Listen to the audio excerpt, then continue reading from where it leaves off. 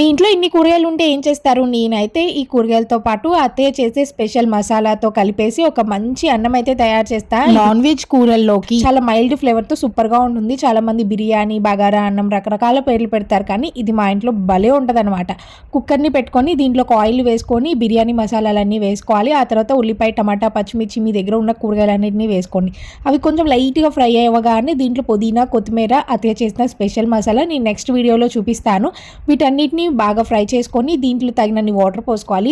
Glass బియ్యంకి 2 గ్లాసుల water, కొంచెం salt వేసి వాటర్ బాగా మరుగుతున్నప్పుడు ఇక్కడ నేను బాస్మతి రైస్ యూజ్ చేయలేదు, నార్మల్ రైసే వేశాను. అన్నం వండుకుంటాం కదా, ఆ బియ్యంని వేసేసి 2 విజిల్స్ రానిచ్చాము అంటే అన్నం చాలా పొడి పొడిగా చాలా సూపర్గా వస్తుంది.